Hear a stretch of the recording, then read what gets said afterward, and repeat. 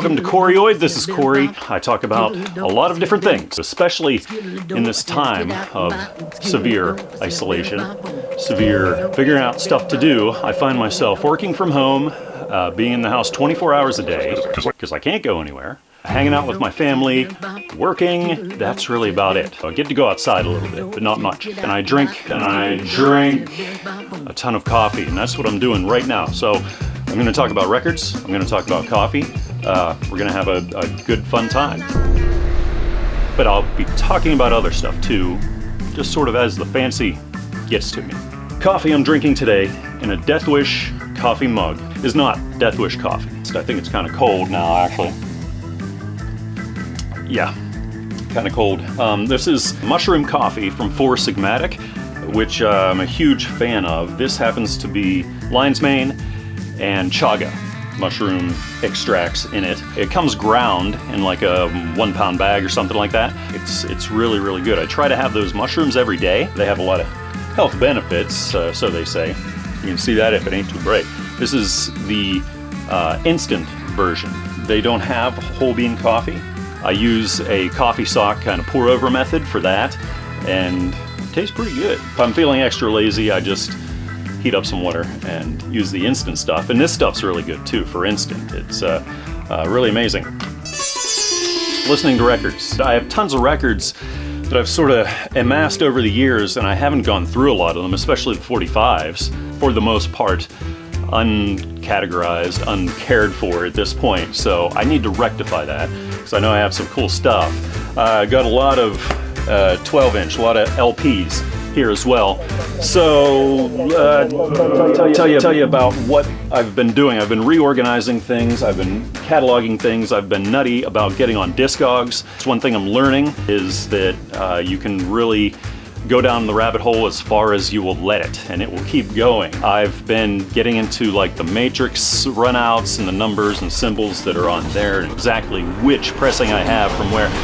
And really it can get nutty. So I keep going back and forth between, you know, I have this record that's not cataloged on Discogs yet, and because it's a like very, very specific pressing made off a specific lacquer, you know, from wherever. Do I want to go through the process of submitting all that information as a new listing to Discogs, you know, to swing the other way towards good enough, just so I know what I have in my collection? Because that's the biggest problem when you start collecting records, is that you can have it get out of hand pretty quickly, and then you forget what you have. I tackled that once I got up to like a couple hundred records in my collection, and I'm glad I did. I've kept up with it pretty much.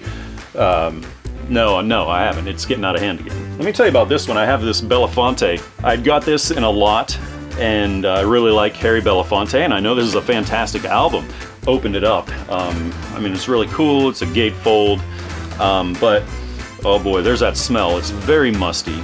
The vinyl itself is yucky, just nasty. So got to do a real thorough cleaning job on Belafonte here at Carnegie Hall.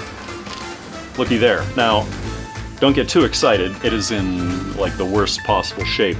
The cover's completely dismantled, and if you look at the vinyl, man, it is just beat up. So yeah, that maybe going towards like some sort of wall thing, like a decoration. But it is cool to have that, you know, sitting around, even though it's beat up and worthless. But it's worth something to me. That's all that counts. It's worth something to me. I'll leave you with a cautionary tale. Always, when you're shopping for your vinyl, you often can get excited about wanting to get that vinyl home and listen to it. Always check the vinyl, unless it's like shrink wrapped, it's brand new. If you're buying used, always check out your vinyl. Pull it out, you know, make sure it's not in too crazy of a condition. And I recently learned this the hard way, which was really stupid of me because I have been collecting records for a lot of years, and it was what it was. I was at this shop and they had a bunch of used vinyl, and I was really excited about what I got, and the prices looked pretty good, so I was just sort of like grabbing things and oh wow, and putting it on the pile, and I meant to go through and check them out, but just in the hysteria of my excitement for finding some stuff I wanted to listen to, I didn't check them all. Namely, let's pull it out here. Here it is. Woodstock 94. I think the music, performances, the atmosphere, the mud, everything was really, really cool. So I found this and I'm like, this is cool. Vinyl, I'm gonna buy it. So I threw it on the pile. Boom. I'm like, ring her up. Boom. Ring her up. Get it home and pull it out. And I'm like, oh, this is sweet. This is a gatefold. Look at how nice this is. I'm enjoying this whole thing. I'm like, oh, beautiful, beautiful, nice cover. Everything's in really great shape. And I'm like, all right, time to spin this baby. I was gonna clean it up first. I'm like, oh.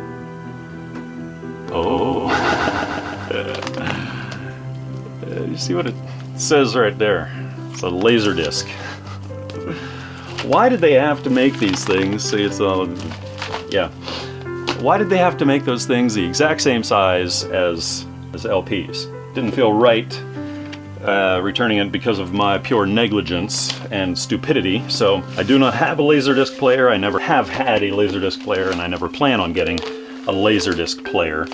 But now I've started my Laserdisc collection with Woodstock 94. Put it on the wall and make people think I have the record, because it doesn't say Laserdisc anywhere on the cover. Always examine your records, if nothing more than to know that it's not all scratched up and dirty and nasty. Let me know about your surprises maybe in vinyl when you were shopping for records and maybe you brought it home and didn't quite have what you expected. I have a few more stories I could tell about the unexpected thing. So, thanks for watching.